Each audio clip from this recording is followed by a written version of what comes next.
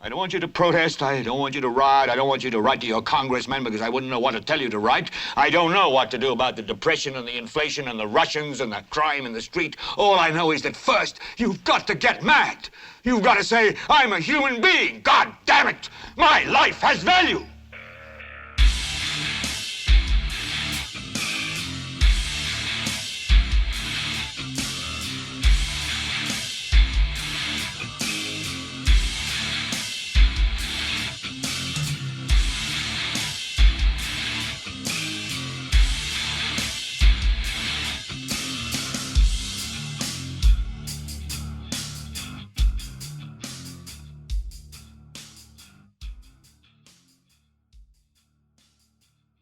¿Qué tal, gente? Yo soy Carlos Rodríguez Guzán. Esto es Gelbete para Leviatán Podcast. Esta semana les tengo algo diferente.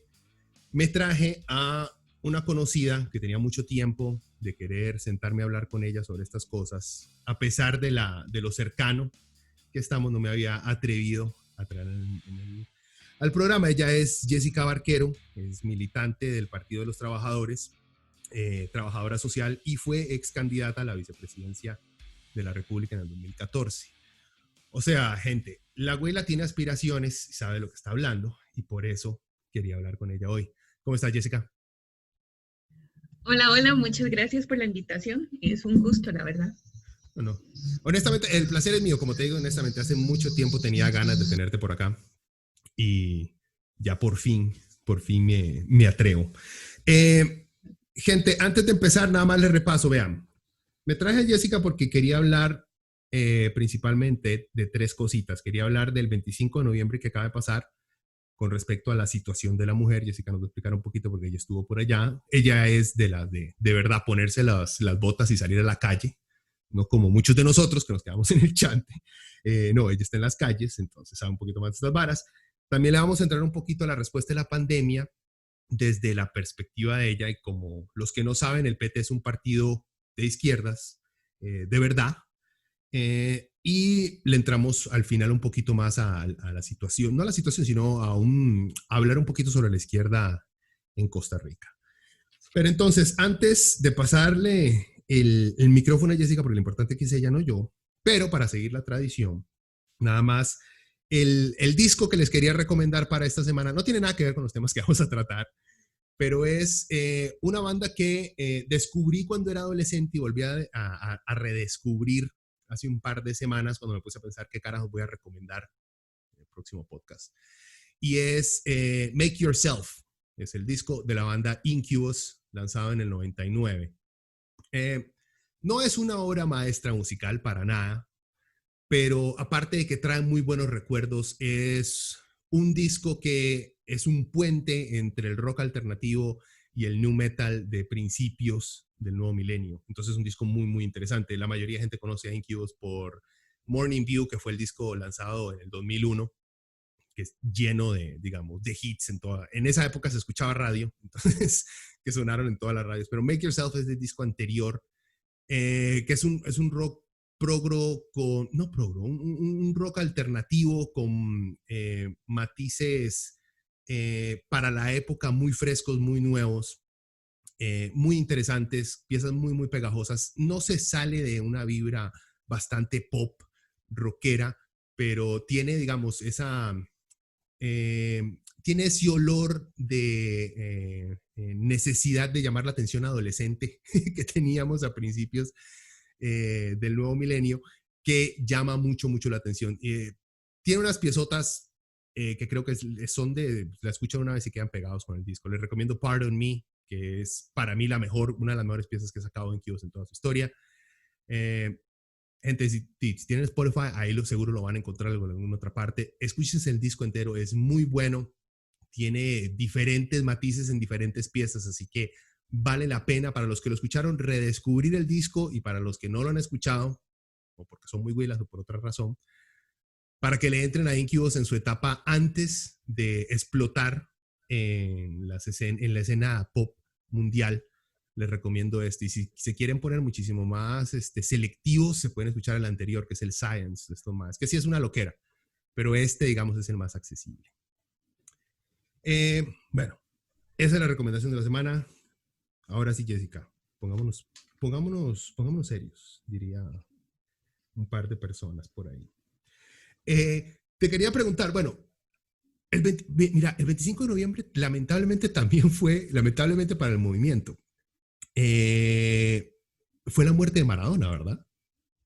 O estoy Claro, confundiendo. O sea, el peor día en el cual ese hijo de madre se puede haber muerto.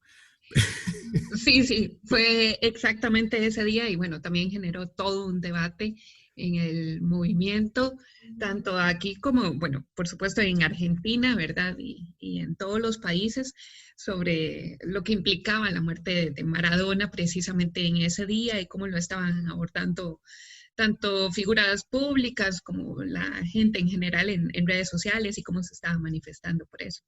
Explícanos, porque, ve, yo tengo, como te digo, por encima conocimiento de qué se trataba el 25, pero ¿por qué decidieron o decidiste vos, junto con compañeras, salir a las calles el 25 de noviembre acá? Bueno, el 25 de noviembre se conmemora el Día contra la Violencia hacia las Mujeres. Y en general, bueno, todos los 25 de noviembre se vienen realizando manifestaciones. Han habido en los últimos años dos tipos de manifestaciones en el país. Las primeras son convocadas por el gobierno, ¿verdad? Que es inclusive la marcha, la convoca el mismo gobierno, se da permiso a las instituciones para que salgan, etcétera, y es una forma de manifestación en contra de la violencia hacia las mujeres. Y en ese sentido, pues el gobierno del PAC ha intentado capitalizar un poco ese día. Han dado permiso, inclusive en los trabajos, para que la gente pueda salir y esto.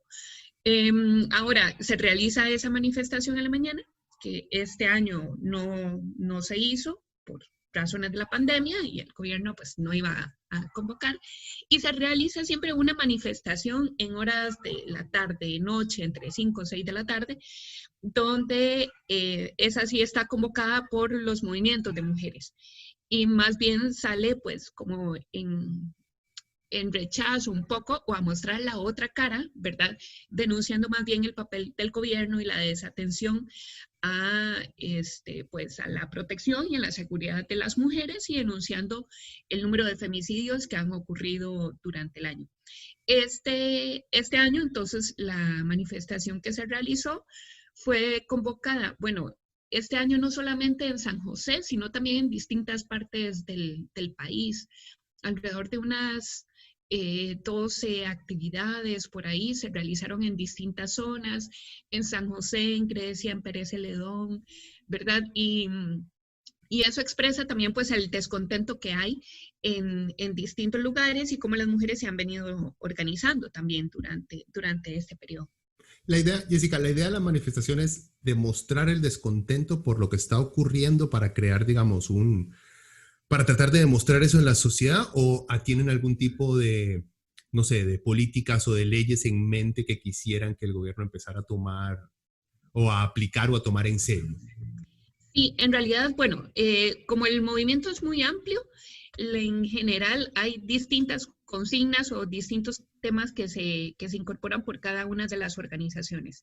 Pero en general, bueno, lo primero es visibilizar los nombres de las mujeres que han sido asesinadas, que ese es parte de decir, bueno, ellas, sus familias no están solas, ¿verdad? Nosotros estamos aquí, seguimos recordando de sus nombres, denunciando además, por ejemplo, los casos en los que las mujeres han sido asesinadas, pero todavía sus casos no han sido registrados como femicidios.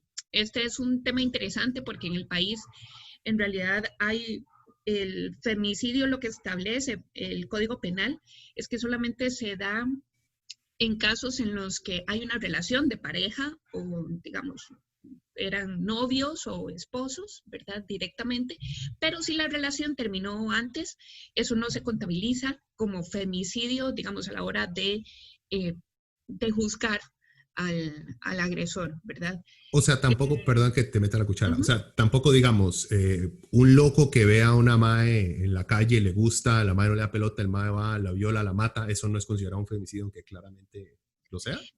Exacto, no es considerado, digamos, a la hora de juzgarlo, ¿verdad? No se le juzga como un femicidio donde las penas son mayores, sino que es el asesinato de una mujer, como si fuera un homicidio o una muerte violenta, ¿verdad? Una muerte violenta más. Entonces, cuando se registran los casos de femicidios, a veces sí, lo que sí dicen es, bueno, hay otros casos que son femicidio ampliado.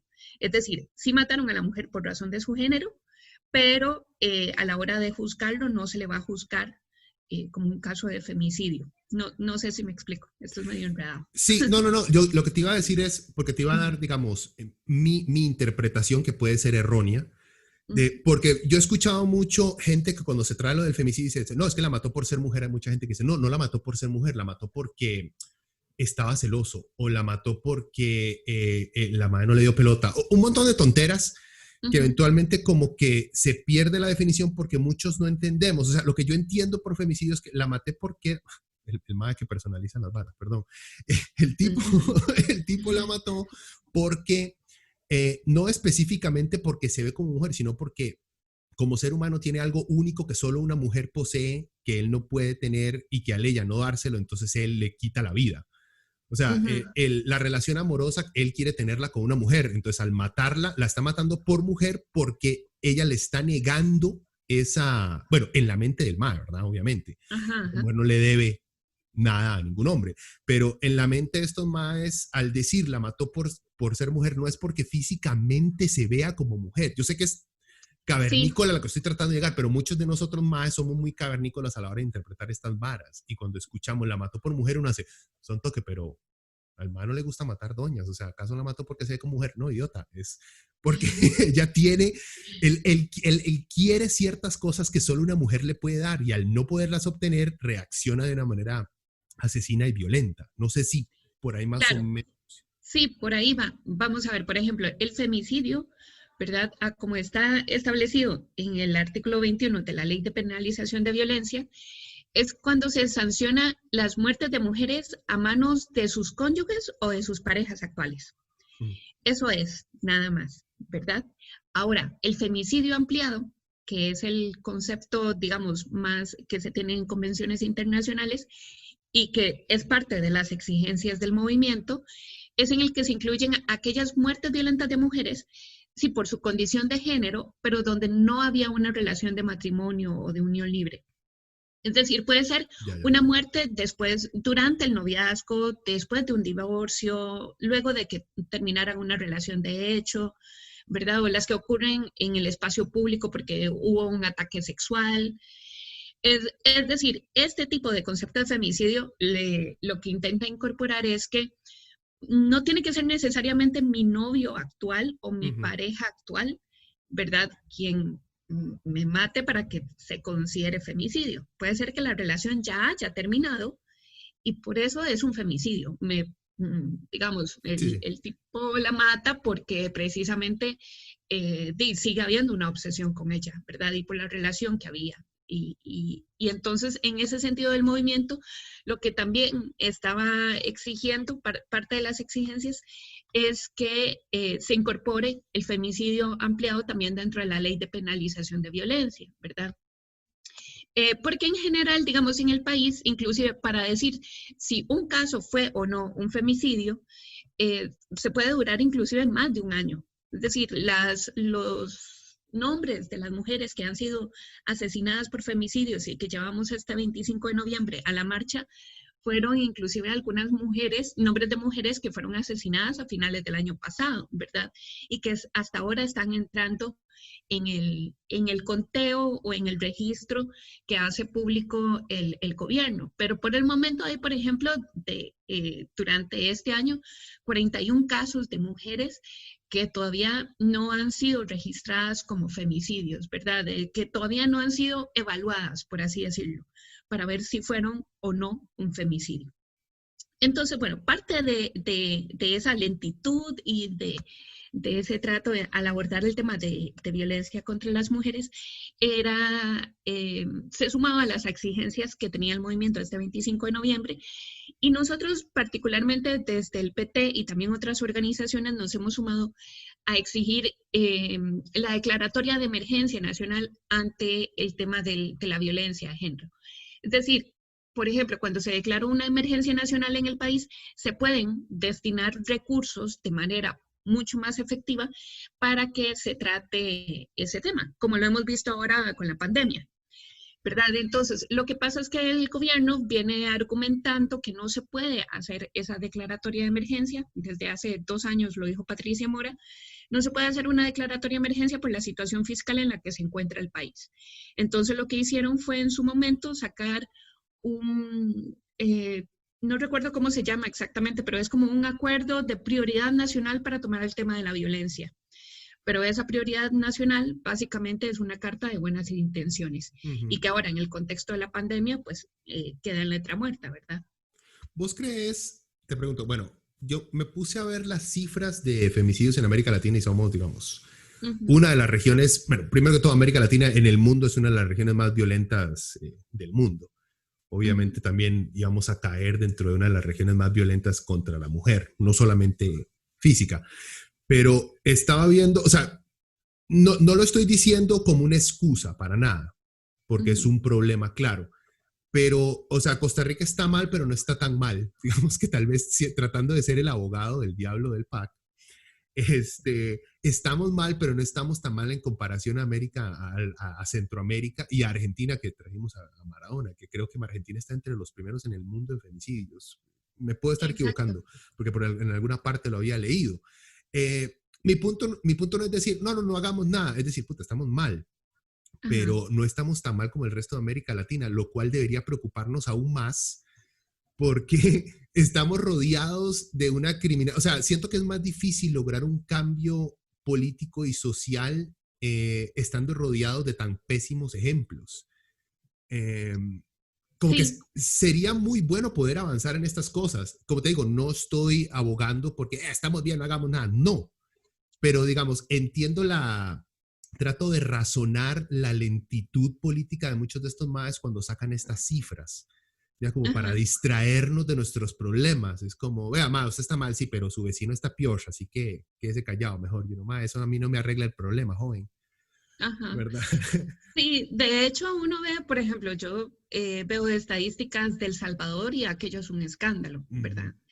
El número de femicidios que hay y además hay todo un problema porque efectivamente hay un conteo que lleva el gobierno o los gobiernos en los distintos países y hay otro conteo que llevan las organizaciones de mujeres, ¿verdad? Que es sobre la cantidad de femicidios que ocurren realmente, e intentando pues agilizar un poco a partir de lo que aparece en los medios de comunicación para decir, bueno, el caso de fulanita de tal que fue asesinada el mes pasado, evidentemente es un femicidio, ¿verdad?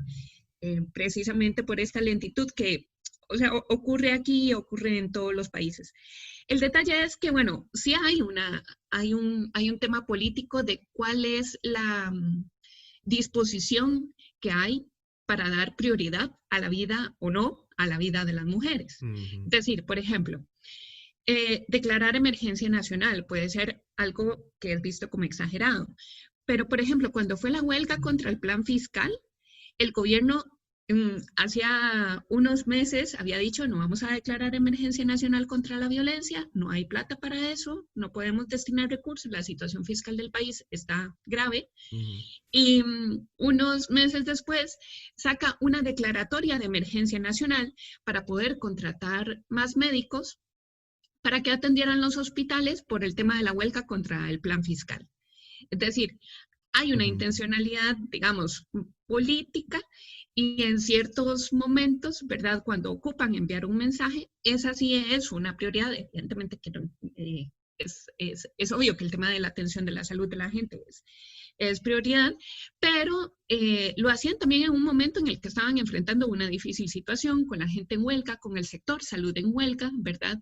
Y estaban enviando un mensaje, ¿verdad? Y eso sí es una prioridad. Ahora, las vidas de las mujeres, bueno, no son tantas, no es tan grave, ¿verdad? Entonces, yo creo que por eso también se sale a hacer la denuncia de cómo lo toma el gobierno, porque al final de cuentas, yo creo que nos espera un panorama que es bastante complicado, Porque, es decir, la situación de violencia, los femicidios son la punta del iceberg, ¿verdad? Pero de un problema muy grande Ujú. que siguen enfrentando las mujeres en contextos, pues, muy difíciles, donde la pandemia no ha ayudado, además, porque precisamente brinda todo el panorama perfecto para un agresor. Aísla más a la gente, la silencia más, le quita las redes de apoyo. Y entonces creo que todo esto nos coloca ante una situación complicada también, donde los números son escandalosos, ¿verdad? Con el tema del aumento de llamadas al 911, los casos que no se registran, las situaciones de violencia intrafamiliar, abusos sexuales, etcétera, que son tan silenciadas porque lamentablemente el tema sigue siendo visto como un asunto que se queda en la familia, ¿verdad? Muchas veces.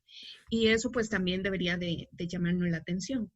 Sí, no, o sea, estoy con vos. Lo que yo veo, digamos, es, vivimos en un país en el cual lamentablemente muchos de nosotros a veces cometemos el error de enfocarnos simplemente en una cifra. Por ejemplo, hay mucha gente que se apega, no, no, no, en este país ya no existe el machismo porque las muertes de mujeres es muy baja.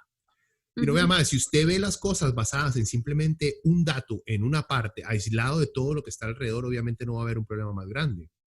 Pero digo yo, ujú, lo que asusta en este país, como decís vos, no es solamente la cantidad de muertes, sino la cantidad de abusos sexuales, la cantidad de acoso sexual, eh, la cantidad, digamos, los datos ya establecidos de la diferencia que existe entre el salario promedio de una mujer y el de un hombre. O sea, son un montón de datos pequeñitos en diferentes áreas que se van sumando para mostrarnos, digamos, un panorama más preocupante de la verdadera situación, pero como que muchos de nosotros no nos gusta ver todas esas áreas porque en algún momento nos damos cuenta que a veces somos parte del problema. Entonces como que cuesta afrontarlo. En lo de la violencia de la mujer, como te lo digo, o sea, lo de la declaratoria de emergencia, yo lo he escuchado, me parece una buena idea. Vos sabemos, aparte de educación, porque siento yo que es como la pomada canaria para todo es educación a la gente, que es cierto, con educación se avanza, pero ¿hay alguna medida que vos crees que se pueda establecer a corto plazo que ayude a la disminución, por lo menos, de los femicidios que hay en este país? ¿O no existe una sola prioridad, sino que tienen que ser varias implementadas a la vez? Yo creo que tienen que ser varias implementadas a la vez por el tema de que, es decir, las situaciones de violencia de las mujeres tienen el por qué una mujer se mantiene en una relación a pesar de que sabe que su vida puede estar en peligro. eh, Tiene muchísimas aristas, ¿verdad? Y puede ser, en primer lugar, sí, porque hay una dependencia emocional que se crea y que es parte de lo que crean las relaciones violentas, ¿verdad? Pero además está todo el tema de la dependencia económica también. Entonces, por ejemplo, había un informe especial que se elaboró el año pasado donde decía que la mayoría de las víctimas de mujeres de las víctimas de femicidio en Costa Rica eran mujeres jóvenes, en edad reproductiva, que vivían en unión de hecho, que eran amas de casa.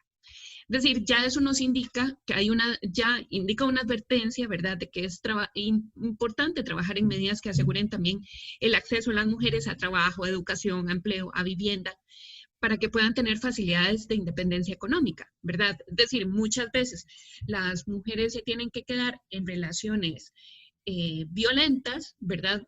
Y esa es una de las razones por las cuales se mantienen ahí, no solamente porque está presente el temor y la dependencia psicológica, sino porque hay una necesidad de ingresos para mantenerse tanto ellas como sus hijos.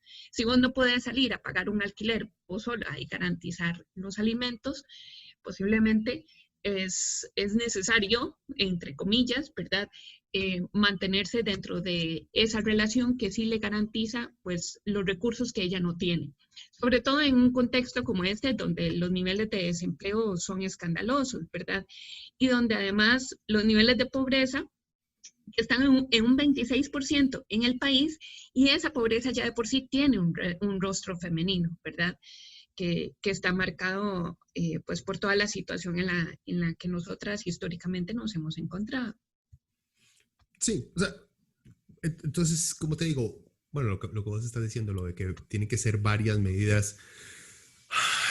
Es que lo que iba a comentar es más que todo con respecto a esperar mucho del PAC. No es porque en el podcast se ha vuelto ya como la piñata que sacamos cuando nos aburrimos para darle palo al PAC de vez en cuando, y no es tan así, sino es el simple hecho de que no considero que podamos, está bien la lucha y se tiene que seguir dando.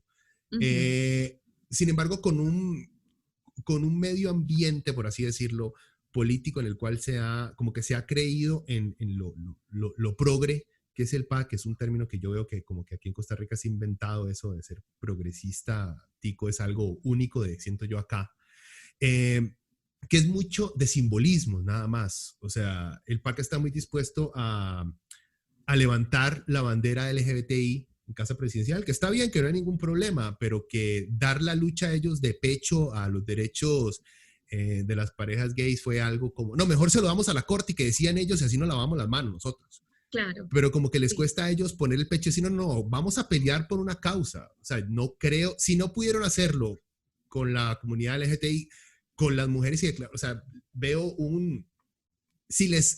como vos decís, que ellos arman una marcha, eso, para salir, tomarse un par de fotos y decir, las apoyamos, pero cuando les dicen, bueno, ponga la plata, ay, muchacho, me tengo que ir, no traigo menú, hasta luego, la clásica.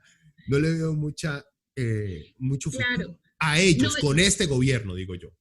No, pero además, por ejemplo, es decir... ¿Vos crees que los podemos presionar a tomar decisiones? O sea, ¿los podemos presionar a ser valientes?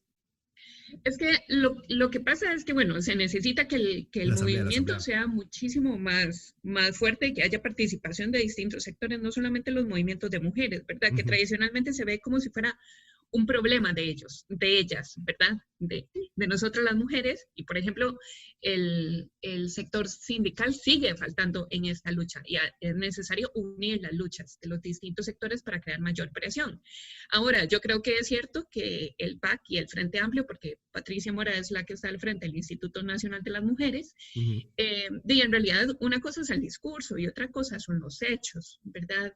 Por ejemplo, ¿qué es una medida concreta y necesaria que se ocupa hoy para acabar con esa dependencia económica de las mujeres? Bueno, que haya creación de empleo para las mujeres y que hayan centros de cuidado para la niñez, por ejemplo, para que las mujeres, porque una gran cantidad de mujeres no puede acceder al trabajo, además de la situación del país, del creciente desempleo, pero también muchas de ellas no pueden acceder a un empleo precisamente porque tienen que cuidar a sus hijos. Es decir, si tenés que pagar 200,000 colones porque alguien te cuida a un niño o dejarlo en un kinder y ganas 300,000 colones, pues no tiene mucho sentido, ¿verdad?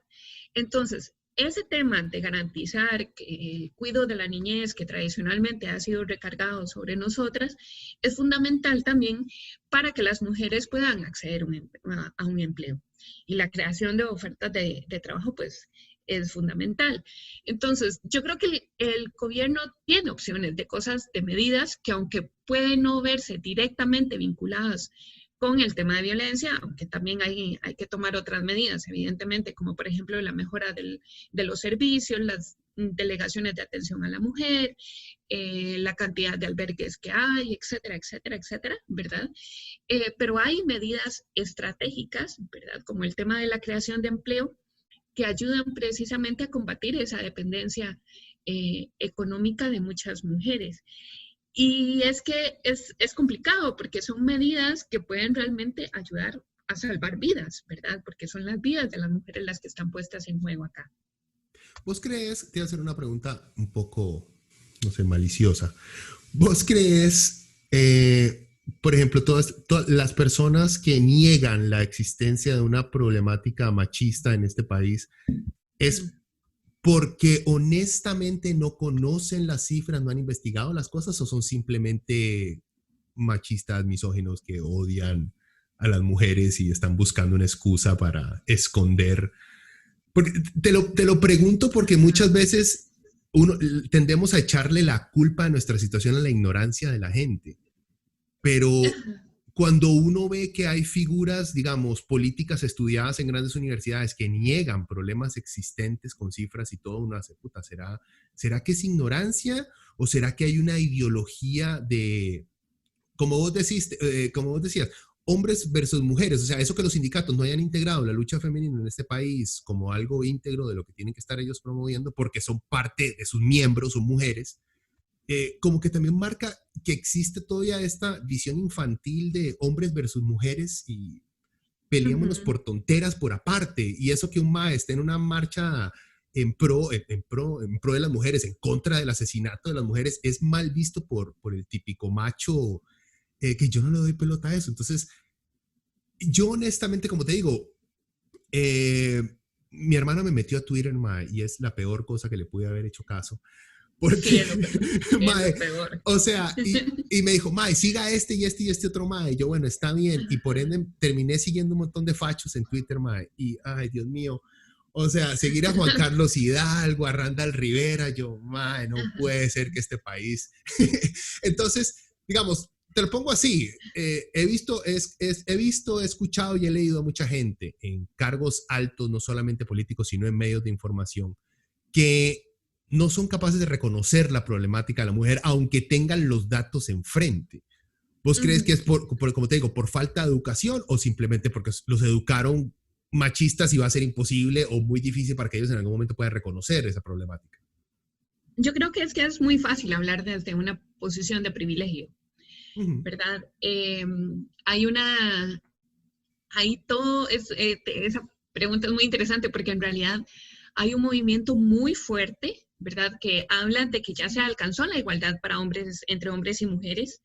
Y sí, la derecha, ese es el cuento de la derecha famoso. O sea, para ellos ya somos iguales. Y en Estados Unidos no hay racismo también. Ajá, claro, pero también, digamos, por ejemplo, todos estos sectores conservadores que dicen, bueno, en realidad también mueren hombres, ¿verdad? Ajá, sí, sí. No, pero ahí sale la pregunta, ¿pero quién los mata? De otros hombres, huevón. O sea. Claro, y además, o sea, no ven que existen las muertes violentas, los asesinatos como hechos, pero que las relaciones de género tienen otro carácter. Entonces, ellos hablan presentan datos o intentan presentar datos sobre denuncias falsas, de que en realidad la situación, puestos de poder en los que han llegado ciertas mujeres y de que en general pues no hay ninguna diferencia. Y yo creo que es muy peligroso porque estos sectores tienen un amplio espacio donde están hablando, donde crean precisamente un gran número de seguidores. Hay libros enteros que publican en contra de eso, precisamente en contra de quienes estamos peleando por los derechos de las mujeres o de la población LGBTI, etcétera, etcétera. Y tienen un amplio radio de difusión. Por ejemplo, Fabricio Alvarado tiene, bueno, Fabri, fue una opción electoral en este país. Fue la segunda opción, Fue Jessica. segunda o sea, podríamos tener ese mae presidente y a la esposa hablándonos en lengua en este momento. Así que, claro. Más respeto, mamita. Y bueno, y su discurso cala, y es precisamente él quien trae a esta gente, por ejemplo, a hablar al país sobre... Laje, Agustín Laje y... ¿Cómo se llama el otro? Exacto, Laje y Márquez, ¿verdad? Márquez, hablar de que la desigualdad entre hombres y mujeres se acabó, de que en realidad quienes mantenemos esos discursos es porque desde la izquierda queremos tomar el control absoluto, ¿verdad? Y también se hace desde las universidades donde se está implementando toda esta ideología. La ideología de género que se inventaron ellos existe, sí. Exacto. Entonces, es prácticamente derechos humanos. O sea, ¿usted cree en los derechos humanos? Eso es ideología de género. Joven, pero... Ajá. Sí, porque de hecho hablar de género para ellos es, entonces, esta ideología que queremos implementar y para tomar el control de la sociedad y evidentemente hay que combatirnos, ¿verdad? Sí, pero desde vos, su perspectiva. Te interrumpo porque yo sé que vos no tuviste, ibas a tener, pero al final no se dio un debate con Laje, creo que fue en la UCR o algo así. organizado por los jóvenes libertarios de la UCR, que son más que creen que son súper libertarios y que viven el capitalismo, pero vienen de universidad pública, que me parece súper irónico y que ellos no se den cuenta de la ironía de su existencia, es increíble. Pero lo que te iba a decir es, bueno, porque Laje hizo un video y diciendo de que ustedes se habían quitado y no sé qué varas del debate y no sé qué. No sé, no conozco las razones por las cuales se quitaron del debate. Sí coincido, aunque no sea esta la razón, coincido en que yo creo que a estos más ya se les dio la suficiente pelota. O sea, yo entiendo que necesitamos tener un debate entre diferentes posiciones ideológicas y políticas. Está bien, es saludable, pero siempre y cuando sea entre partes serias. O sea, supongo que existe una derecha seria en este país. Supongo que debe existirla. Si escarbamos, creo que encontramos. Debe haber. Pero Laje, te lo digo que estoy de acuerdo sin saber las razones por las cuales no debatieron con ellos. Hay una entrevista que Laje hace en algún momento y está peleando, creo que fue en Panamá o en Ecuador, algo así, y está en un debate, en un noticiero, y su oponente, una muchacha, le hace la pregunta más básica: ¿y por qué? ¿Y quién quiere hacer esto con respecto a la ideología de género? Y empieza a escarbar el por qué, y llega, y como que la base de la ideología de estos madres está basada en una conspiración de que el Vaticano y la ONU quieren establecer un control global de un solo país y una semana. O sea, toda su ideología de género, si usted les pregunta a ellos por qué, como un chiquito, va a llegar a que el centro de la vara es una conspiración, que los maes se apegaron a una conspiración porque es viejísimo de lo que la ONU quiere controlar el mundo y hacer un solo país, ¿verdad? Eso es una conspiración viejísima. Pero como que ese es el centro de los maes. Entonces, estarle dando pelota a conspiranoicos como si fueran alguien serio, creo que más bien es negativo. Es como llevar a estos, no sé si has visto que se ha puesto de moda la gente que niega la redondez de la Tierra. Porque está de moda, o sea, hay un montón de más y artistas y todo que salen acá rato y dicen: no, es que nos han mentido, la NASA nos miente, estamos en un plato. Uno no puede creer que eso exista, pero existe. Exacto. ¿Cómo usted va a creer que estamos en una esfera, Mayro? Es que por Dios, bueno, usted no va a llevar a un mae de la NASA a sentarlo a debatir seriamente con estos maes, porque es como decir: es otro punto de vista, hay que oírlo. Es que no es otro punto de vista. O sea, el mae está inventando las cosas. Y Laje y estos maes, y te dejo ahí para que nos contes, si puedes, por qué fue que no debatieron con estos maes. Estos maes lo que están impulsando básicamente es una conspiración. O sea, él y Fabricio, o sea, son puras conspiraciones. Claro. No, vamos a ver, la invitación al debate con Laje Márquez, en realidad me la hizo uno de estos chicos del grupo que no sabía que esos grupos existían. Pero digamos, porque en mi época de la universidad eso no pasaba. Los fans de Otto, ¿verdad? Los Jessica, fans de Otto. fachos, muy sí, fachos. Fachiticos. Ajá, y entonces, pero bueno, era la posibilidad es decir, a mí me gusta debatir y si iba a debatir para hablar de ideología de género, por el tema del aborto, derechos de las mujeres, etcétera, etcétera, bienvenido el debate, siempre. Así que yo acepté de una vez. Luego de eso, empieza a circular un poco la información entre la gente y las chicas de los distintos movimientos dijeron: mira, me preocupa mucho, yo creo que no hay que darle espacio a esos tipos, no hay que servirles a ellos para que se divulgue aún más sus posiciones, y yo creo que es un error participar y no deberías participar. Y entonces esto lo digo desde amistades, amigas del movimiento de mujeres, otros grupos, etcétera, etcétera, etcétera, que todo el mundo dijo: no hay que servirles a ellos, un poco lo que vos planteabas, ¿verdad? No hay que servirles a ellos porque lo que en realidad están intentando es utilizar esto para promocionarse, y ya hemos visto lo que hacen en todos los otros debates donde han participado en distintos países, porque con ellos no se puede debatir, porque es difícil debatir cuando se inventan datos, cuando sacan cosas de contexto y cuando su forma de debatir es también terriblemente violenta. Sí, entonces, bueno. Dale. Ajá, no, entonces yo cancelé el debate antes de que fuera anunciado. es decir, se canceló con tiempo antes de que se divulgara la información, antes de que los mismos grupos estos de chicos universitarios lo pusieran en sus páginas. Hablé Derechistas de con ellos. universidad pública, Jessica. Sí, Okay. hablé con ellos y me dijeron, bueno, lo vamos a promocionar igual como si ustedes fueran a estar. La otra chica también canceló. Y entonces en realidad era una advertencia para decirme, las vamos a exponer, ¿verdad? Para que sepa que entonces como nos está cancelando, vamos a anunciar que sí va a salir, que usted sí aceptó participar y después vamos a decir que entonces que canceló. Entonces nada más para ponerla en evidencia. Y bueno, y ahí efectivamente la saca un par de videos vistos por miles de personas y yo me di cuenta que había sacado los videos porque inmediatamente empecé a recibir ataques en Facebook y hasta en Instagram.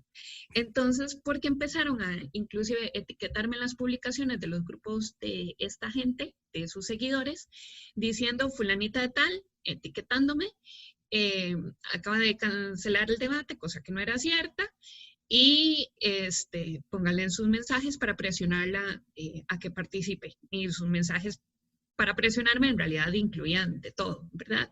Desde agresión física hasta amenazas de violación. Entonces, bueno, toda una experiencia. Eso es lo que yo no entiendo de la sociedad en la que vivimos. O sea, casi siempre, o sea, esa misma gente niega la existencia de una sociedad machista en la que vivimos, y cuando ataca a una mujer lo primero que brinca es a la violación. O sea, no es, claro. Mae, o sea, o sea, volviendo a ser abogado del diablo, si yo amenazo a alguien con matarlo, amenazo a un hombre y una mujer. Bueno, por lo menos, digamos, es un criminal de igual oportunidad. Pero se ensañan, cuando es mujer, no lo voy a amenazar que la va a matar, no es suficiente. Es más, da más miedo una violación. Entonces voy a mencionar eso porque es mujer, porque a uno como más, o sea, a mí me han amenazado, mae, si lo veo, lo mato, sí, pero nunca me han amenazado con violarme. Ya es específico nada más a usted, y lo digo, es interesante porque es de la misma gente que dice que el machismo no existe y que ya se superó. Exacto. Pero utiliza esos argumentos sabiendo el terror que puede ocasionar, ¿verdad? Y yo creo que hay que tener mucho cuidado, ¿verdad? Con esta gente y evidentemente es de preocuparse porque invisibilizan las luchas de las mujeres, invisibilizan la situación de las mujeres y de sectores LGBTI, porque lo hacen desde una posición de privilegio, ¿verdad? Para seguir también manteniendo esa posición que históricamente han tenido. Y yo creo que hay que tener mucho cuidado porque todos esos argumentos están ocupando puestos de poder y tienen implicaciones sobre nuestras vidas, ¿verdad? Es decir, esta gente está legislando sobre nuestros cuerpos, básicamente. Están diciendo que no existe una violencia de género.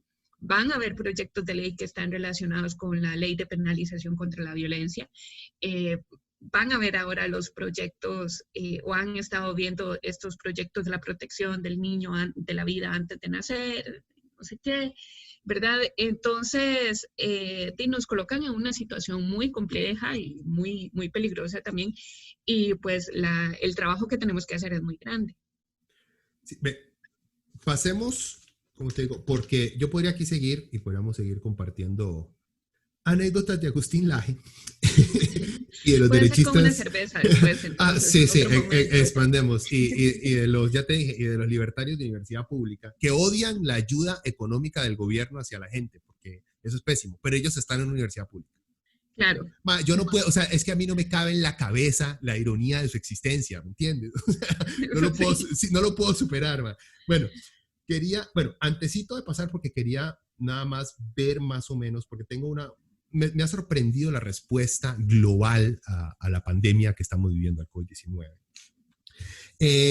Entonces, porque quería hacerte un comentario primero a ver cómo lo ves vos. Yo cuando empezó la pandemia, yo dije, bueno, lo primero que yo vi fue, pucha, aquí la única forma de salir adelante es si el gobierno se amarra los pantalones y empieza de manera eficaz y eficiente a empezar a distribuir las cosas, sea servicios de salud, mantener trabajos, empresas abiertas si es necesario, que el propio gobierno las mantenga abiertas, distribución de canastas básicas, distribución de un salario universal, o sea, un montón de, me hago yo, esta es la perfecta ocasión en la cual se puede demostrar el uso real de políticas socialistas de ayuda mutua en un momento de crisis. Lo que me ha sorprendido es global.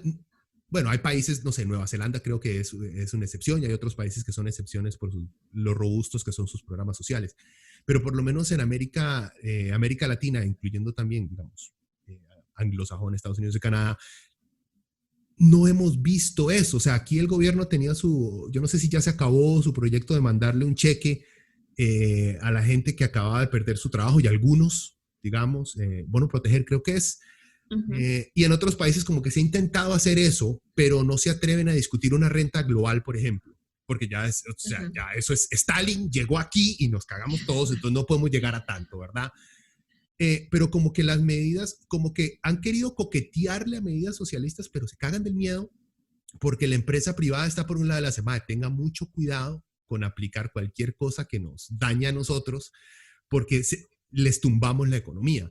Entonces, yo siento que hemos desperdiciado como sociedad la oportunidad de poder forzar a nuestros gobiernos a tomar medidas más socialistas en este momento. No creo que tengamos una oportunidad tan grande como esta para demostrar lo bien que funciona que todos nos unamos para trabajar por una sola causa. O sea, la caja es, digamos, la que ha sacado la cara por este país durante la pandemia y el Ministerio de Salud.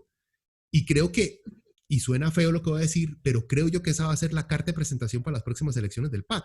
Y se lo puede llevar la próxima. O sea, con solamente esto, vean, salvamos tantas vidas. ¿Por qué? Porque mantuvimos el sistema de seguro social que pusimos hace un montón de tiempo, que nosotros no inventamos, pero que lo mantuvimos. Eso salvó un montón de vidas. Creo que esa sería su carta de presentación, porque ¿qué más ha hecho Charlie? No sé. Bueno, infraestructura. Algo está haciendo.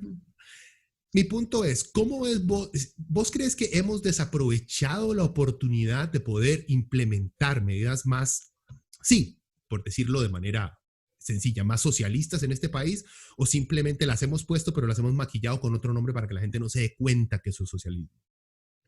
Yo creo que el gobierno está muy lejos de ser algo parecido al socialismo. Es chavista, según algunos, hay que tener cuidado. Sí, hay una concepción ahí que circula, ¿verdad? Como si este fuera un gobierno de izquierda, y yo creo que sigue siendo la continuidad de los mismos gobiernos, no hay ninguna diferencia en relación a los gobiernos de Liberación Nacional, de la Unidad, cualquier tipo de gobierno anterior. La única diferencia es que este utiliza cartas de presentación distintas, ¿verdad? Para aprovecharse de eso y captar otro caudal de votos. Pero es precisamente eso, digamos, de que sus hechos demuestran de que es un gobierno al servicio de los empresarios y de este gran sector empresarial. Y la medida más clara que tomó fue el tema de la reducción de jornada, la suspensión de contratos. Eso Permitió, fue una de las primeras cosas que hicieron, ¿verdad? Esa fue, de hecho, la primera medida que se tomó, ¿verdad? Sí, pueden echar a la gente, échenla, tranquilo, no se preocupen. Exacto. Y después fue que salieron con las medidas en relación al tema del bono proteger. Pero lo primero que hizo fue asegurar los intereses de los grandes empresarios.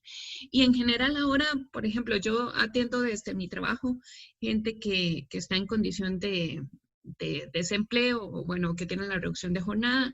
Es decir, estamos desde marzo que se hizo la declaratoria de emergencia nacional en el país, estamos ya casi diciembre, y la gente mantiene la reducción de jornada, ¿verdad?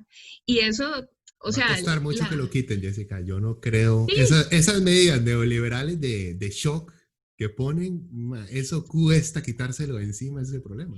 Sí, que va, y además, o sea, formalmente se tiene que ir ante el Ministerio de Trabajo, presentar una carta donde se demuestre las implicaciones sobre los ingresos, pero eso para nada está siendo necesario en este momento, ¿verdad?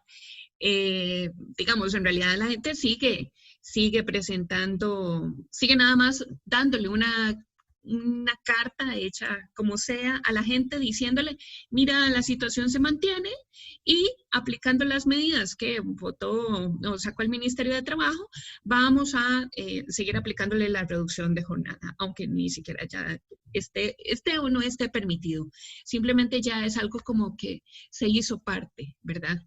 Entonces, yo creo que el gobierno viene demostrando a favor de quién están sus intereses y que la pandemia lo que ha hecho ha sido más bien acelerar el proceso de todos los planes de ajustes que tiene este gobierno. Es decir, ahora, por ejemplo, el tema de la reforma del empleo público toma otra vez prioridad, los recortes al sector cultura, los recortes al sector de educación, y esto viene a ser pues el panorama perfecto para implementar todas las medidas que en otro momento no pudieron aplicar, ¿verdad? Porque tenían a la gente en la calle, porque había gran descontento, etcétera, etcétera. Ahora, en tiempo récord, han aplicado medidas que antes no hubieran podido implementar precisamente por fuerza de la movilización. Pero ahora se encuentran también con un sector social bastante desmovilizado, ¿verdad? Es decir, los sindicatos se pasó el proyecto, la ley antihuelgas, y eso limita también muchísimo la posibilidad de los sindicatos, además apoyados por toda la burocracia sindical que está ahí al frente, y eso ha venido a jugar en contra nuestra. Entonces, yo creo que lo que han hecho ha sido más bien acelerar todos los proyectos que ya tenían, que antes no podían pasar, y que más bien, pues eso nos coloca ahora en una situación de terrible desventaja, ¿verdad? Profundizando los niveles de pobreza en el país que ya son escandalosos. Sí, la famosa, bueno, doctrina de shock sí, que utilizaban los neoliberales, aprovechar cualquier tipo de crisis para pasar cosas que la sociedad en tiempos normales jamás aprobaría. No, estoy con vos. Como te digo, yo tenía la esperanza de ver cómo una pandemia nos iba a unir, en el sentido que necesitamos ayudarnos, y jamás me esperé cosas como, no sé, creo que fue la UCAEP que salió presentando propuestas al gobierno diciéndole a Charlie, lo que usted tiene que hacer es ponerle un impuesto solo a los empleados públicos y de esa plata agarrar el bono para pagarle a los desempleados del sector privado. Y yo, pues a usted no les da vergüenza, claro. Así al asco decir, paguen ustedes, nosotros no. Y cuando le dicen, y las zonas francas, no, vea muchacho, venga, le explico. Si usted pone impuestos y yo ya no soy tan rico como antes, entonces yo me voy. Ok, entonces el sector público sí tiene que pagar más, aunque sean unos vagos que no sirven para nada y que supuestamente, según la derecha, no producen nada. Entonces, son esas varas que mi cerebro a veces, yo no sé, o sea, se me empieza a hinchar porque no comprendo las contrariedades en las cuales existen. Entonces, tienes razón lo que vos decís, sí, lo están utilizando como un shock para poder pasar un montón de políticas. Claro, porque, por ejemplo, en situaciones como esta, en las que se encuentra el país, lo que han hecho es, por ejemplo, implementar todos esos planes que están haciendo crecer el endeudamiento del país, ¿verdad? Mientras tanto, las empresas se mantienen calladas y, digamos, frente a esas medidas, el gobierno lo que ha hecho ha sido negociar directamente con la UCAEP en las propuestas que está implementando. Eso es lo que está ocurriendo en los hechos. A pesar de todas las denuncias que han venido saliendo sobre todo el tema de la exoneración que tienen estas grandes empresas, todavía se mantiene, aun cuando el sector salud, por ejemplo, ha sido uno de los que ha estado al frente poniendo directamente el cuerpo para enfrentar la pandemia. Tampoco es cierto que esté siendo beneficiado de ninguna forma.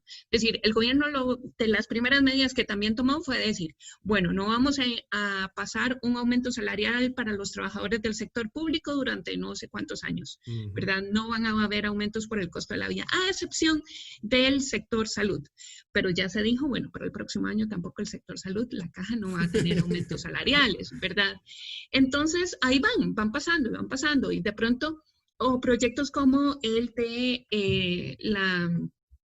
las jornadas se ha estado llamando como coloquialmente Desde las 12 horas. 4-3. Uh-huh. Sí, donde donde se trabajan 4 días a la semana, se tienen 3 días libres. Ese es un proyecto que tenía como unos 10 años por ahí de estar intentando pasarse y no se lograba aprobar.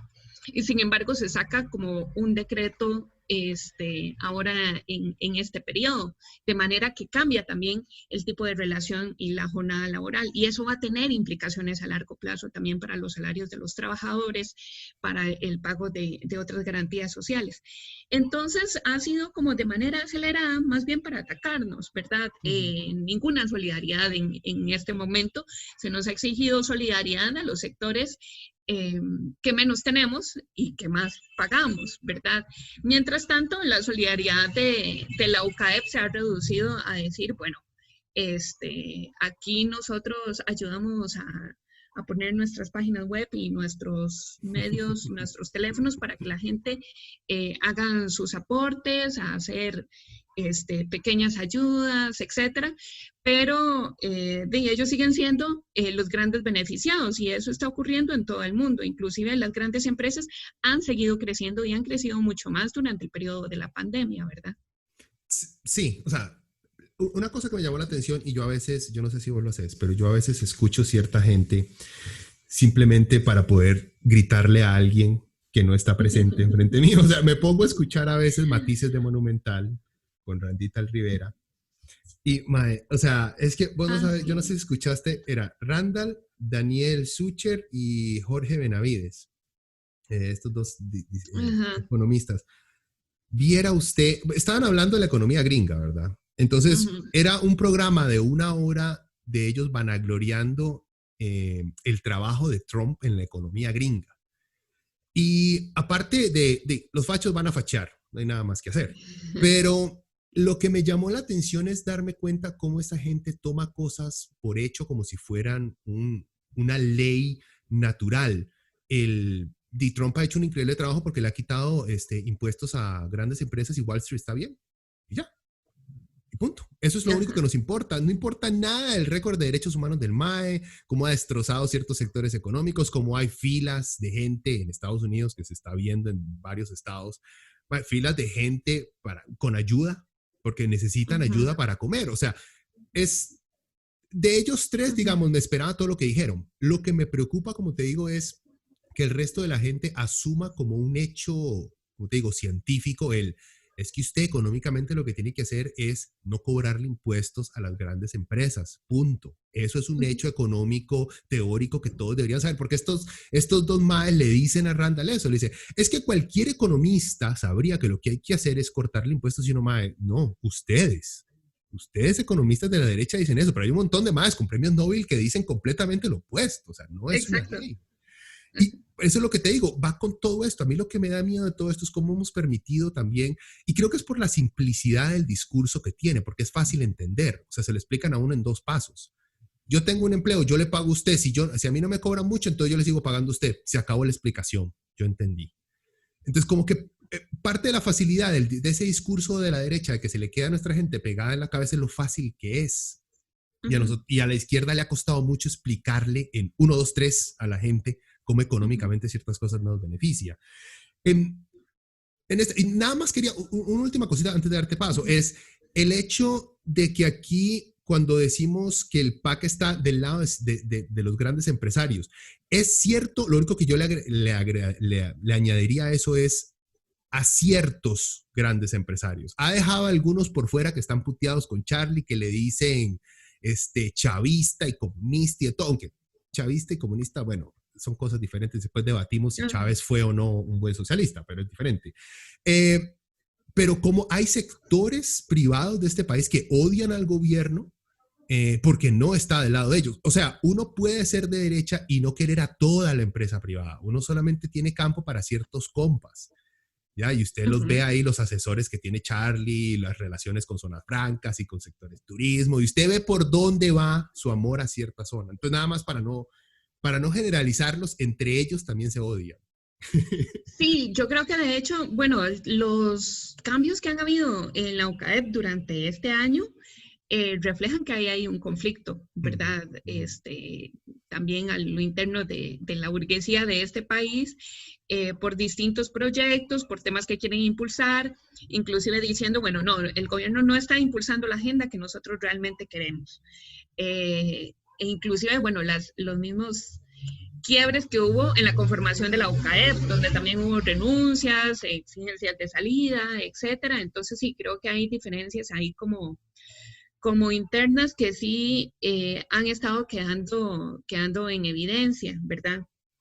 Pero en general, o sea, digamos, igual estratégicamente, todo el programa que ha venido impulsando el gobierno, no solamente por la situación de la pandemia, sino desde antes, pero se ve ahora muchísimo más claro, se evidencia que ha sido a favor de las grandes empresas. Es decir, eso es lo primero que han pensado, las primeras medidas que se garantizaron desde marzo, para decir, bueno, aquí, es decir, ¿quién va a pagar con la pandemia? ¿Quién va a pagar los costos de esto? Porque va a tener implicaciones.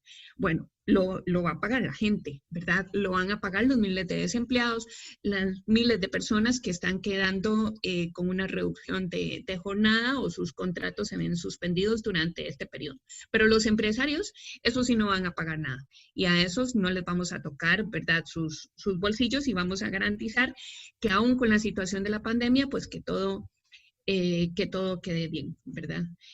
Entonces, también es escandaloso porque mientras todo esto ocurre, el endeudamiento viene creciendo y creciendo y creciendo, ¿verdad? Y por ejemplo, ya mientras se estaban anunciando los recortes al salario, es decir, las propuestas de las últimas versiones finales que habían, bueno, no de las últimas, ahora todavía recortaron aún más, ¿verdad?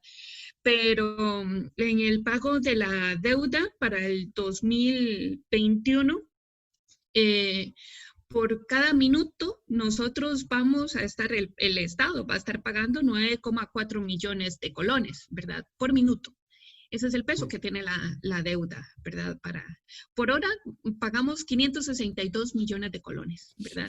Y ese es el costo solamente de los intereses que va a tener para el 2021. Y esos son datos del Ministerio de Hacienda, ¿verdad?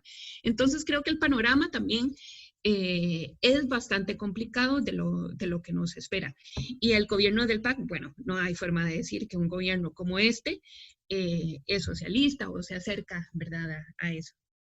No, estoy con vos. Lo que me entretiene mucho, bueno, porque también en este país se ha hecho lo mismo con ideología de género, lo que se ha hecho con socialista. Dos cosas. Uno, tratan todo lo malo es socialista y todo lo que busca justicia o paridad entre los diferentes sexos es considerado ideología de género. Pero como te digo, hacen una relación, pero al mismo tiempo también relacionan socialismo con derechos humanos. O sea, es porque es socialista eso de buscar que los trabajadores ganen bien, Sí, me parece bien, es un derecho humano, está bien. O sea, como te digo, es este mundo de contradicciones de ciertas cosas que se hablan en ciertos círculos que odian al gobierno, pero que no tienen a lo mejor no me gusta decir conocimiento porque no me gusta tratar a la gente. Yo prefiero tratar a la gente de mala que de ignorante. Siento que es más insultante decirle a alguien ignorante que malo, porque malo por lo menos es inteligente, pero esto es malo. Pero en fin, bueno, no, estoy con vos. Me sorprende mucho el momento en cómo estamos y, como te digo, me da miedo por el país y esto creo que me brinca al último tema por cuestión de tiempo, porque siempre he querido preguntártelo. Me da miedo la situación actual, la presentación que le ha hecho por años la derecha tica de lavarle el cerebro a la gente de que socialismo es igual muerte, que cualquier candidato o cualquier político que presente una visión económica diferente ya es vista como, no, jamás, es que todo el mundo sabe que lo que hay que hacer aquí es darle plata a los ricos, esa es la única forma de salir adelante. O sea, ya se ha vuelto como una mantra nacional. Entonces, lo que te digo es, yo siempre he visto, y a mí, yo reconozco, digamos, los fallos del Frente Amplio. A mí siempre me ha gustado Villalta. No me enoja que lo critiquen a él o a Patricia Mora. Tienen sus cagadas y hay que darles. También, eso es parte, digamos, del problema, que hay mucha gente de izquierda que se enamora personalmente con sus representantes o diputados o candidatos se enamora y no tolera críticas hacia ellos. Pero te digo lo del Frente Amplio porque yo siempre he visto una cosa que a mí me llamó mucho del Partido de los Trabajadores era darme cuenta, porque yo los conocí a ustedes porque hace mucho tiempo cuando era joven fui a una marcha ahí y vi un montón de carajillos con chemas rojas y yo, estos comunistas, yo no sabía que en este país habían comunistas. O sea, no tenía la menor idea. Yo ahí me di cuenta que había socialistas de verdad en este país que hablaban con un discurso sin miedo, ¿me entiendes? Sin miedo a ser calificados como, wow, ¿usted es socialista? Sí, ¿qué? Ahí los descubrí. Entonces, siento, ahorita ante los ojos públicos, ¿vos crees que existe una izquierda de verdad? Porque como vos decís, la derecha se ha encargado de hacerle creer a la gente que el PAC es izquierda, lo cual como que ha logrado embarrar a todos los que están de ahí para abajo, aunque no sea justo, obviamente. Pero vos crees, aparte del Partido de los Trabajadores, ¿hay otros partidos que vos considerás de izquierda, aunque no compartás ciertas políticas o personajes que tengan?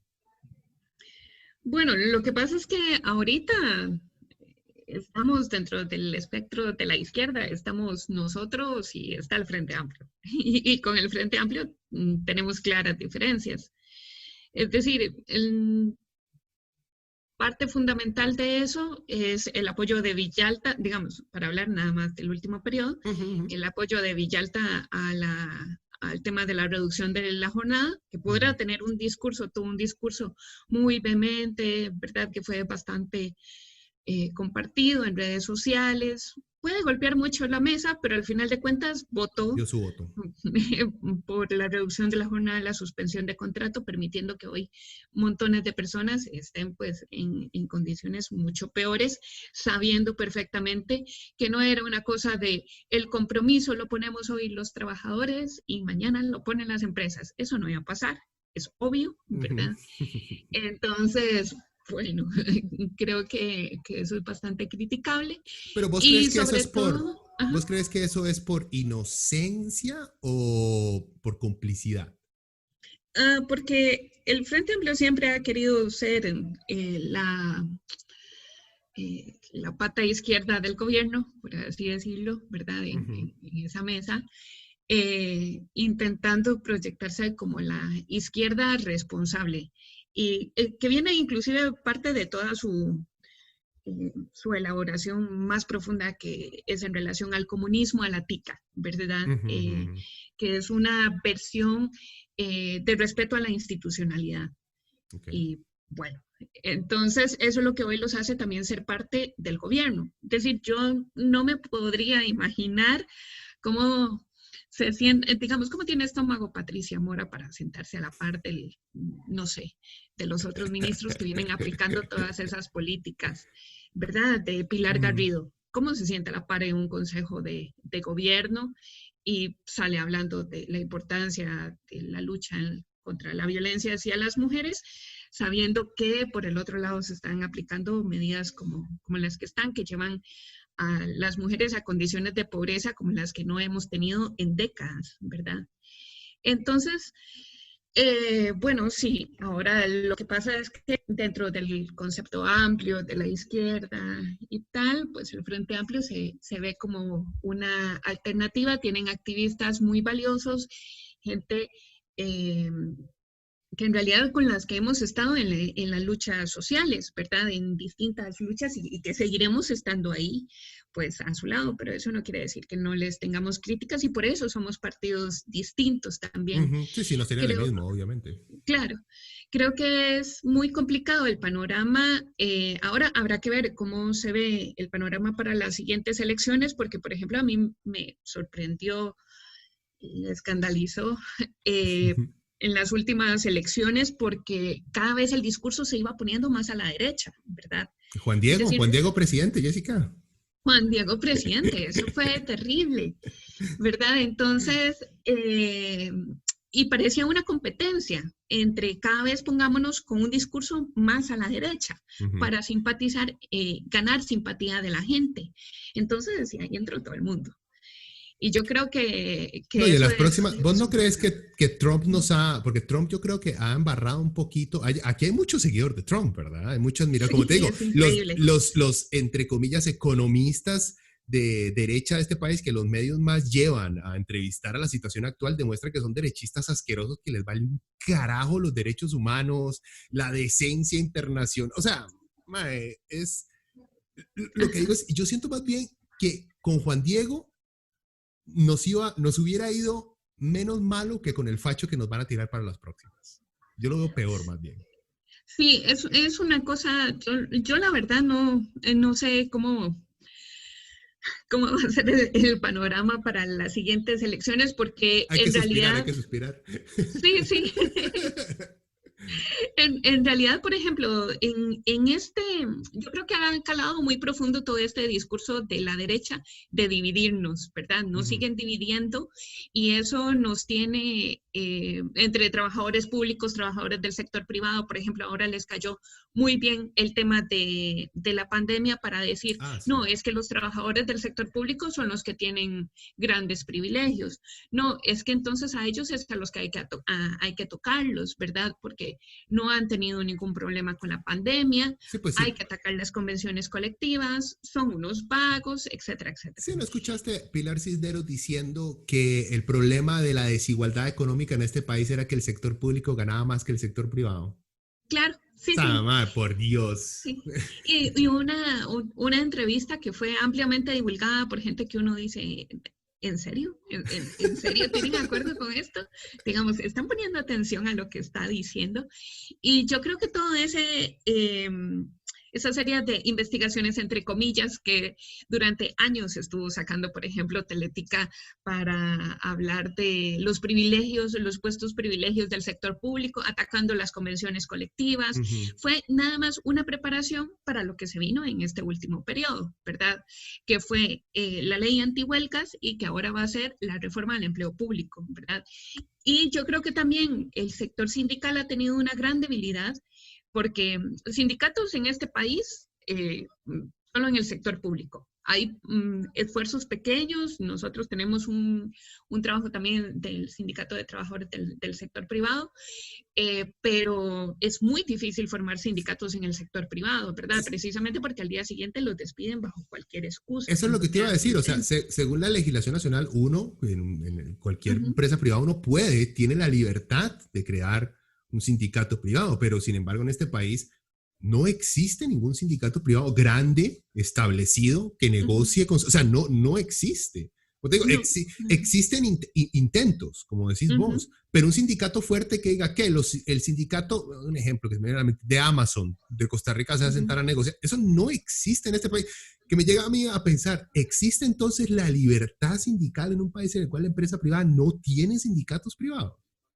Claro, ese es todo un tema. Nosotros veníamos trabajando cuando empezamos con el intento de la creación de Citracep, además que Citracep fundamentalmente su trabajo estuvo mucho tiempo en las piñeras en la zona norte, entonces imagínate lo que es enfrentarse Sí. a las grandes empresas piñeras, y nosotros decíamos, bueno, hay una dictadura realmente en el sector privado, porque es básicamente te sometes a lo que ellos dicen y ellos son los que mandan, ¿verdad? Y el Ministerio de Trabajo está pintado o se pone del lado de los mismos empresarios, entonces hay acuerdos ahí también. Que fue el presidente actual antes de ser presidente. Claro, además, ¿verdad? Entonces, en realidad es un entramado muy complejo y la división entre sector público y sector privado, la división que han querido crear siempre, ¿verdad? Que uno se acuerda desde el TLC cuando sacaban los empresarios a la gente en buses para decir, sí, queremos trabajo, ¿verdad? Y entonces a manifestarse en contra de la gente que estábamos con el movimiento del no. Toda esa división que viene y toda esa campaña que ha habido en contra de la organización sindical tiene un peso ahora, ¿verdad? Y hace que sea más fácil que pasen estos proyectos como el de la ley antihuelgas, el de la reforma de empleo público, que va a entrar en los próximos días, ¿verdad? No ha entrado en agenda legislativa porque el gobierno está intentando llegar a algunos acuerdos sobre las mociones que van a presentar, pero ya sabemos que es un proyecto que ataca en general todas las condiciones de trabajo del sector público y que va a tener lamentablemente muy poco enfrentamiento en las calles y muy poca acción y respuesta de los sectores sindicales. Sí, no, y si pasaron lo de las huelgas y este tema de Carlos Ricardo de Navies, creo que fue del PLN, que era uno de sus, si no es que el promotor principal, uno de los más que más impulsó la vara, es otro mae que tiene fantasías con llegar a ser presidente, ¿verdad? Ajá. Y tiene las posibilidades, o sea, yo conozco gente que quiero mucho que dice, mae, yo voy a votar por ese mae, no, mae, no puede ser, mae. Y es porque también, porque hay mucha gente que les representa el político clásico que se ve decente, que se ve íntegro, que se ve responsable. No importa que así se vea, o sea, es que carajo se está planteando ese mago ha planteado. Pero sí existe. Por eso yo te digo, o sea, existirá, así te lo pongo en términos infantiles porque yo opero así lamentablemente. En las próximas elecciones, si tengo una opción de izquierda, podría calificar, digamos, al PT como izquierda-izquierda, luego un poquito más izquierda-centro, al Frente Amplio. En el centro-derecha veríamos al PAC. Pero vos no crees, entonces, que exista la posibilidad de yo creo que esto lo han venido hablando y siempre se habla antes de todas las elecciones, una gran unión de izquierdas en este país para presentar a una persona y lograr hacerle frente al PAC y a las derechas de este país, que como te digo, creo yo que vienen con un fuerzón increíble. No creo que izquierda dividida en este país pueda tumbar. Si Villalta se vuelve a lanzar, que es lo más probable que el MAE en esta sí quiera lanzarse, no creo que él solo pueda. No creo que pueda contra un Juan Diego Castro, no creo que pueda contra un Fabricio. Por eso, ¿cuál sería la respuesta de una izquierda? ¿Cómo carajos hacemos para unirnos para poder enfrentar a esta gente?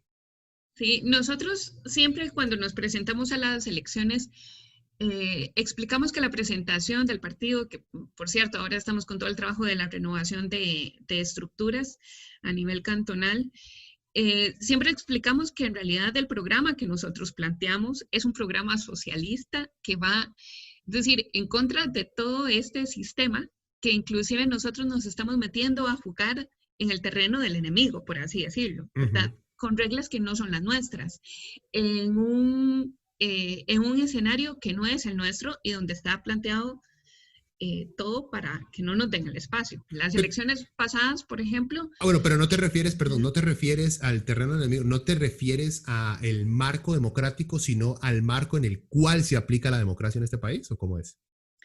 No, por ejemplo, en este país solamente tienen acceso a los anuncios televisivos y este tipo de cosas los partidos que pueden pagarlo. Evidentemente, una opción como la nuestra, nosotros no podemos pagar los anuncios de televisión porque no estamos ligados con grandes empresarios que nos financien. Y a diferencia de otros países donde, por ejemplo, ya por código electoral está establecido que hay participación de todos los partidos en cierto margen de horario, etcétera, etcétera. Es decir, toda esa institucionalidad democrática en realidad está montada para favorecer a ciertos partidos. Ahora, por ejemplo, todo el tema de los debates, bueno, yo me acuerdo de las pasadas elecciones, John, que fue nuestro candidato, en realidad se peleó por muchísimos de los espacios donde terminó participando, pero participó en un porcentaje muy pequeño de debates, ¿verdad? Y ahí también fue a pelear el MAE.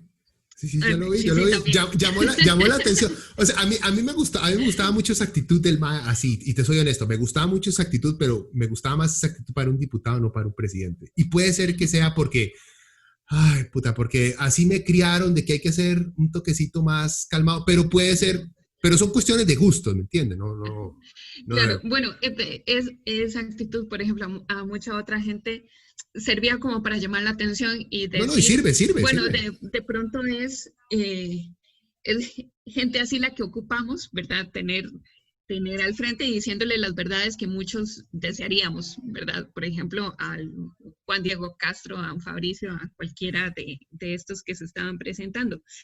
Pero entonces, volviendo a lo de la presentación electoral, nosotros, por ejemplo, digamos, partimos de ese hecho. El programa que nosotros llevamos a las elecciones es un programa que sabemos que va en contra de todo lo que, de todo lo que plantea pues, la institucionalidad democrática. Nosotros lo que decimos es, no solamente hay que quedarse en el marco de esta de plantear la necesidad de los impuestos para los ricos, de que sean ellos los que paguen la crisis y no nosotros, etcétera, etcétera, sino que nosotros estamos hablando de que es necesario acabar con el capitalismo y plantear una alternativa socialista. Y eso no lo vamos a alcanzar a través de las elecciones, ¿verdad? Sino que nuestro partido se organiza cotidianamente y nos presentamos a las elecciones pues para tener ese espacio, poder divulgar nuestro programa, seguir acercando gente y conociendo otros sectores que se mantienen en luchas, ¿verdad? Y que a partir de ahí es donde nosotros nos organizamos. Entonces, yo creo que ya eso, ¿verdad? Marca como grandes diferencias. El objetivo del Frente Amplio, si me parece, es ser una opción potable para gobernar. Y bueno, creo que tienen ahí también toda una fijación con eso que los hace mantenerse, por ejemplo, dentro de este gobierno, porque son parte del gobierno actualmente. Entonces, creo que el panorama se va a plantear de manera muy similar para el próximo periodo, ¿verdad? Yo lo que digo, o sea, estoy como lo único, y creo que es muy, muy lógico, digamos, un cambio en un sistema económico que tenemos, un cambio revolucionario, no jamás va a llegar con un presidente 4 años y logramos el cambio económico. Eso, o sea, el capitalismo no llegó así. Fueron años, de poco a poco se fue construyendo el sistema y de repente ya teníamos todo un sistema de explotación implantado, pero fue algo gradual, igual. O sea, creo que lo que pasa es que siento que hay mucha gente que cree que los socialistas lo que quieren es un cambio. Llegamos al poder y en 4 años cambiamos las cosas. Usted podría hacer eso si usted es un asesino en serie y quiere matar a la mitad del país. Es la única forma en la que usted logra. Pero una revolución seria a largo plazo es lo que ustedes hacen. Pero creo yo, y te lo pregunto ya para ir cerrando, creo yo que es más fácil ir logrando ese cambio social, económico, con partidos que ven las ideologías de cambio de una manera menos hostiles. O sea, creo yo que para el PT tal vez sea más fácil negociar ciertos cambios con un Frente Amplio que con un Juan Diego Castro en el poder. O sea, que Juan Diego Castro de fijo los va a catalogar a todos ustedes como criminales y va a prohibir su partido, porque así es el MAE, digamos. O sea, como acaban de pasar los gringos, que Biden es otra porquería más en la línea de presidentes que va a tener Estados Unidos. Pero, pucha, es que Trump es pero tan mierda, que una mejorita, aunque sea pequeñita, es como, es que hay que votar por el menos malo. O sea, no queda de otra. Sí, bueno, ese es un debate interesante, lo del votar por el menos malo, porque, por ejemplo, nosotros cuando fue la segunda ronda electoral, en el último periodo. Eso, pero en segunda ronda, en primera ronda no, en primera ronda póngale al que usted quiere. En segunda es ya hay más, ¿qué me queda? Bueno, entonces, por ejemplo, ya ¿qué me queda? Voto por el menos malo. Nosotros hicimos un llamado a no votar y decíamos que ambos partidos iban a representar lo mismo, que al final de cuentas iban a hacer ataques a la clase trabajadora. Y en general, y fuimos muy atacados, pero terriblemente atacados por todos los sectores, ¿verdad?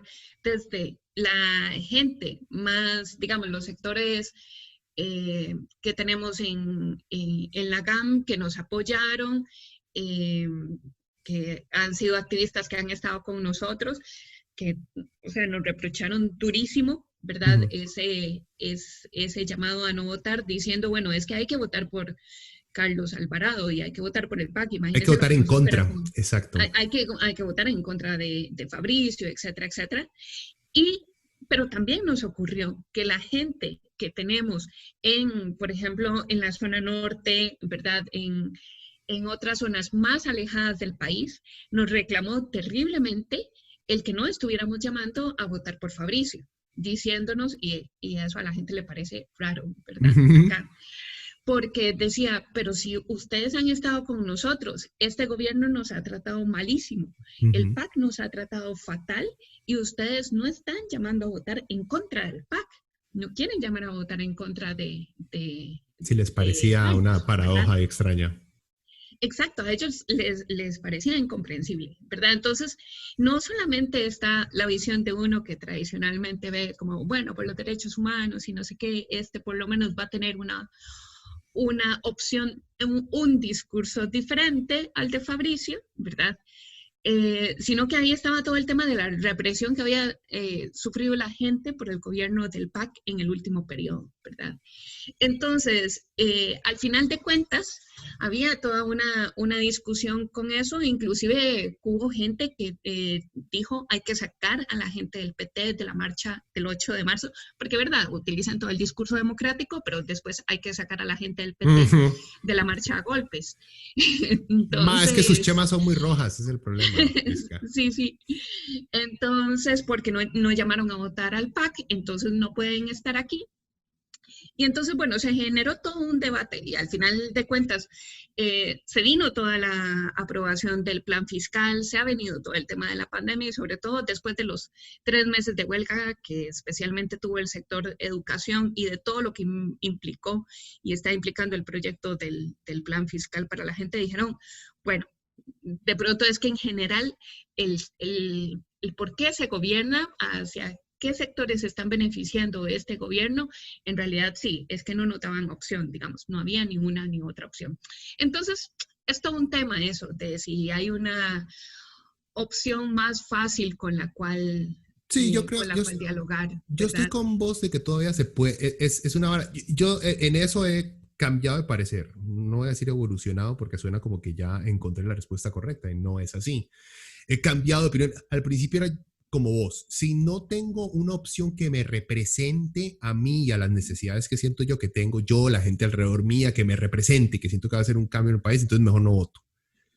Y evolucioné por simples cosas como, vea, sí, vos tenés razón, económicamente, el PAC y Fabricio eran la misma vara, la misma, era un copy-paste, o sea, era lo mismo. Uno no puede ver en el futuro, pero yo no siento que Fabricio hubiera hecho nada diferente en el ámbito económico a lo que hizo Charlie. Tal vez se hubiera aliado a otro tipo de empresario privado que no se le arrimó, no se le pudo arrimar a Charlie en este gobierno. Pero lo único que siento yo que a lo mejor sí se vio una mejoría fue eso, que el PAC se lavara las manos con respecto a la aprobación o a la impulsión de los derechos humanos de las personas LGBTI, el simple hecho de permitir que llegara eso a la corte o de no estorbar, por lo menos, de no estorbar en el proceso, eso ayudó un poquito a la comunidad en el país. Eso no va a arreglar todos sus problemas, pero por lo menos siento yo que solo en eso estaba tal vez mejor que Fabricio ideológicamente no lo hubiera, o sea, él y sus seguidores ideológicamente no pueden permitir que eso ocurra. ¿Ya? Pero, como te digo, con todo lo demás estoy con vos, de que es que son lo mismo, ambos son lo mismo, lo único es eso, ese granito que ni siquiera es una bandera de lucha del PAC, fue simplemente hacer, que se cargue esto a las cortes, chao, porque qué pereza pelear esto. Pero solo eso siento yo que fue un pasito, aunque sea gradual. Pero respeto el hecho de que no voten si no se sienten representados. Sí, sí. E igualmente, digamos, hay todavía muchísimas demandas de la población LGBTI, ¿verdad? De claro. promesas de campaña que no se cumplen, ¿verdad? Eso es nada más dejarlo pasar, lo del tema de las IDH. Exacto. Pero no implica, por ejemplo, crean cosas como el comisionado LGBTI, ¿verdad? Que es para colocar una insignia más y decir, bueno, nosotros estamos por los derechos de, ¿verdad? O el izar la bandera LGBTI. Sí, una medallita. Exacto, pero son medallitas, cosas simbólicas que al final de cuentas, si por ejemplo, si seguís manteniendo las mismas condiciones de esta población, las mismas condiciones económicas, por ejemplo, seguís también reproduciendo la misma pues la misma discriminación, la misma sectorización y seguir manteniendo a la gente igual, ¿verdad? En los hechos, porque de pronto el izar la bandera no basta. No, pero como te digo, hay una cosa que siento yo que la derecha en este país y en todo el mundo entero se ha dado cuenta poco a poco, que las personas gays también hacen mucha plata y también pueden ser súper dueños de empresas y súper capitalistas y pueden donar plata. Claro, claro. Y ahí llegaron, y ahí fue el momento, por eso es que, digamos, apoyan mucho, sí, el matrimonio igualitario gay, sí, porque sí, los tienen compas gays, están en todas partes, pero han dejado muy de por fuera a la comunidad transexual, por ejemplo, o transgender, no sé cómo se traduce correctamente, transgénero, la han dejado muy por aparte, como que no pelean tanto por sus derechos por el simple hecho de que, mae, ¿cuándo ha visto usted un transgénero CEO famoso así? O sea, este Mae Jenner nada más, pero es, digamos, es un influencer, no es un CEO ni un donante. Bueno, sí es donante republicano, pero bueno. Claro, le sirve también para hacer, como se utiliza con el tema de la lucha de las mujeres, todo el pinkwashing, ¿verdad? Y decir, bueno, esto también es negocio y también nos sirve. Exacto. Costa Rica como destino turístico, ¿verdad? Para la población LGBTI, etcétera, etcétera. Y la población trans, sí, además enfrenta las peores condiciones de todas, ¿verdad? No hay reconocimiento de la identidad de género dentro de las cédulas, por ejemplo, desde los países que tienen las condiciones más atrasadas y más violación a convenios internacionales también. Sí, por eso, o sea, te digo, es que uno puede ser gay y ser facho. Una Sí, cosa no va en contra de la otra. Entonces, mucha derecha se ha dado cuenta. Mi compa es gay y va en contra de mi religión y yo como que medio por dentro lo odio. Ves, hijo de puta, tiene tanta plata, madre. O sea, no importa, madre. Sí, te tiene derechos, papillo, pero coopere con la campaña. Exacto, exacto. Sí. Bueno, para ir cerrando, entonces, Jessica, dame tu visión así a corto plazo. ¿Vos crees, por lo menos, que vamos a aprender de esta pandemia, que necesitamos, no sé, sistemas muchísimo más integrales y sociales de defensa de la gente, o simplemente vamos a continuar, como te digo, aumentando este amor por una derecha brutal que considera que más bien los pobres son pobres porque son tontos y son pobres? Yo creo que las mismas condiciones de la gente, digamos, es decir, a lo que nos han visto forzados, a lo que han sido expuestas nuestras familias, nuestra gente cercana, ¿verdad? Creo que definitivamente va a dejar enseñanzas sobre el tipo de sociedad que necesitamos, ¿verdad? Y de que esto que tenemos no es suficiente. Yo esperaría que también, y ha venido ocurriendo en general, pues que eso lleve a un ánimo de que la gente quiera seguir luchando para pelear y defender, defender lo poco que hay y pelear pues para intentar recuperar lo que nos han quitado. Entonces yo creo que en ese sentido puede haber una buena perspectiva de gente pues saliendo a la calle, manifestándose. Creo que han habido intentos aislados, mal conducidos, etcétera, pero por eso yo creo que es necesario pues que la gente se pueda seguir organizando y aprendiendo de esto, ¿verdad? Sacando lecciones, un poco retomando lo que hablábamos al inicio, es decir, por ejemplo, las mujeres con las luchas en estas fechas ante el incremento de situaciones de violencia en las familias, fueron las primeras que en este país salieron a la calle, ¿verdad? A decir, por ejemplo, cuando fue el asesinato, el femicidio de Allison, ¿verdad? Y había otra chica que fueron como sí, hubieron varias seguidas. Estandarte, digamos, como en esa manifestación. Y eso, digamos, como que esa rabia, esa cólera, ese enojo que estaba ahí contenido es lo que hace también a la gente moverse. Y yo espero que pues de esto saquemos también las lecciones. Bueno, espero, ojalá, escuchen. Vamos a ver si nos movemos y nos atrevemos a salir a marchar con ustedes. Les digo, o sea, por lo menos yo los motivo, yo salía mucho antes, bueno, no mucho, yo salía antes, ya no volví a salir, no sé si es porque me hice viejo o porque me dio pereza, joven, porque la pereza es muy... Cuando uno está cómodo, cuesta mucho pensar en Que luchas se mueva. sociales. Sí, cuesta Ajá. mucho. O sea, además ya estoy Por eso. bien. O sea, ya tengo trabajo, tengo empleo, yo para qué putas me voy a No, pero gente, tenemos Por que eso yo creo que movernos. la pandemia nos ha incomodado. Exacto. Entonces esperemos que nos motivemos a salir y tal vez nos veamos por ahí Claro, en claro. una de estas. Jessica, de verdad ha sido un placer. Muchas Lo gracias. mismo digo. Nos pasamos un montón. Más bien. Disculpe por un día feriado estar ahí metidos, jodiendo la Todo vida. bien. Pero muchas gracias y bueno, tal vez a futuras te volvemos a molestar Claro, claro. para traerte Más bien, gracias a vos por de la invitación. corresponsal. Pura Pura vida. vida. Bueno, Jessica, que pase buena noche. Bueno, gente, Bueno, ya gracias. saben, cualquier vara, si tienen comentarios, los dejan en la parte de comentarios, nos siguen ahí en Facebook, en Twitter. Y bueno, en Instagram no, Instagram me da pereza armar la vaina. Pero está en Spotify también el podcast, entonces cualquier cosa nos comentan por ahí. Bueno, Jessica, buenas noches. Buenas noches. Chao.